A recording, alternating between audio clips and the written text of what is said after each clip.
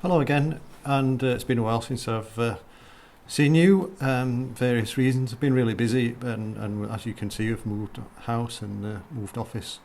But we're back now, and we're going to work really hard to get some good videos to you, and also our blog, if you want to look at our blog on enduranceBikeandRun.com. So today I'm going to talk about FTP. A chap called Thomas Burker made a comment on one of my videos, and he was asking whether it's useful to have FTP different for indoor and outdoor workouts. Well, the short answer is that it is useful because some people find it harder to produce power indoors than they do outdoors, and some people vice versa. Some people find it easier to produce power on hills, some people on the flat. It depends what you're used to, and to a large extent you'll be better at what you're used to. So like any training, if you practice it, you get better at it. So that's it. Different FTP can be different in different circumstances, as can other thresholds. And FTP varies over time. It varies from day to day. So as you can tell, if you do a test on one day, you might get 200 watts for your 20-minute test or your 1-hour test, if you do it another day, you might get 210 or 220 or 180, and you get a different answer on different days. So these FTP tests are just a snapshot of information that you can use to set your training zones and your higher intensity training sessions specifically to target powers.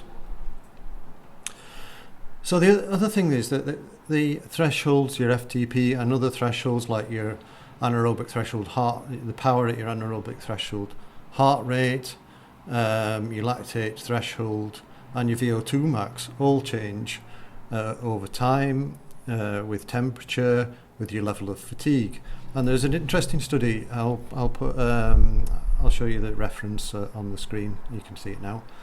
And there's a study on the Vuelta a España over several years, and they tested riders before and after, and it showed a marked reduction in all the physiological markers, the lactate threshold, the anaerobic threshold, and the VO2 max at the end of the tour. Okay, it's a fairly extreme test, but it does go to show, it follows that these thresholds vary, and if you're tired you'll have a lower threshold. So for instance, if you're doing a hard 3-week block of training, you might not be able to hit the same powers at the end of that block as you can at the start. It doesn't mean to say that you're not stressing your body in the same way. Your heart rate, your thresholds are going to be different, and therefore you need to take that into account in all your training.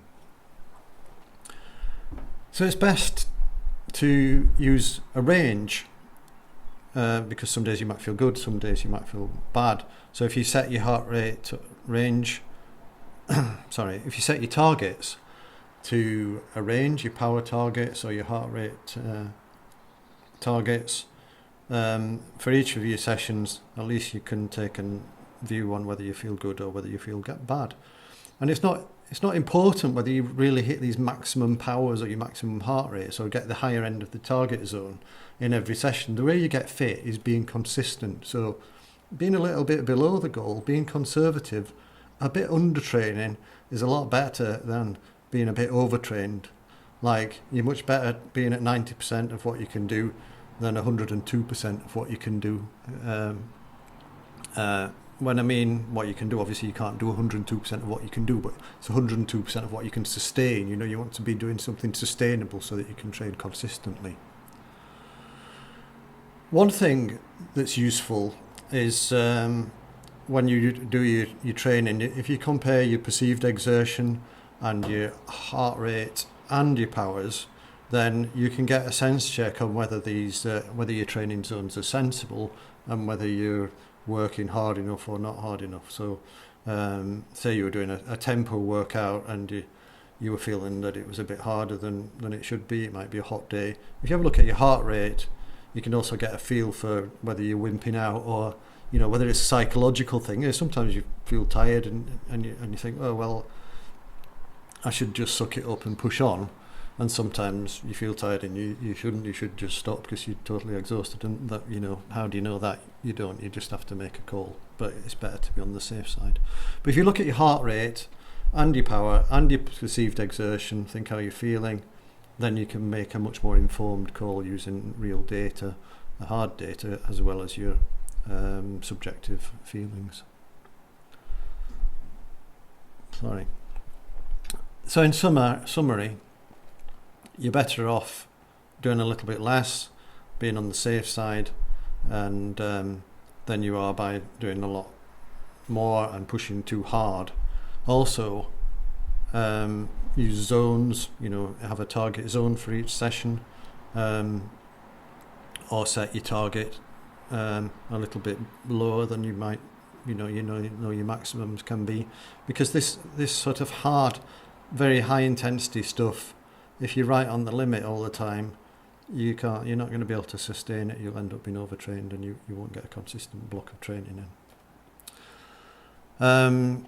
It's better to test for different zones. So for instance, if you do a lot of work, if you swap, if you do your interval sessions outside and inside, sometimes on the trainer, sometimes outside, sometimes on a hill, it's better to test for each circumstance.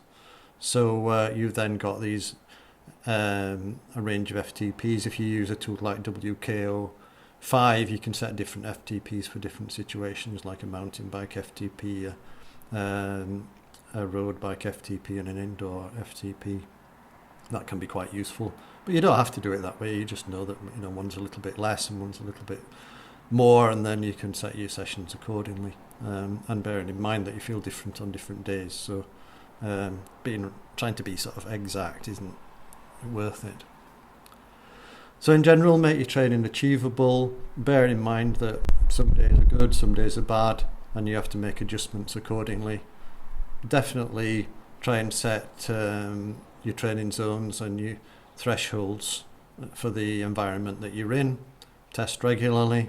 A lot of people are scared of tests, but it's just a piece of information. You shouldn't be scared of it. You should be really welcome the opportunity to get this information from the amazing devices that we've got to measure our powers, heart rates, and the various, so that you can measure oxygen levels and things like that. Actually, thinking about oxygen, obviously if you're at altitude, you're going to have a different different threshold to if you're at sea level. For instance, like we're here at 600 meters in Olette, our new base, a bit up the hill in Font Romeu. It's 2,000 meters. So obviously, if you try and do a session here, you're going to be able to hit a lot more power than you would if you were up there. And the difference in those two values depends on how well acclimatized you are to the altitude. So I can't give you like a rule of thumb that you're going to be 10% less powerful as you get to altitude. It's best to just test it, measure it. It's easy to test. So that's it. I hope you found this useful. There's plenty of stuff online about how to test stuff. Do like a 3-minute test and get a good profile, your power profile, so that you can understand what's happening all the time. And do the same test regularly, and then you'll build up a picture of your physiology and how everything works for you. If you've got any questions, please get in touch, make a comment. If you like it, I hope you do. If you don't, let me know what I can do better. And I'll see you in the next video, much sooner than the last video. Okay, see you again soon. Bye.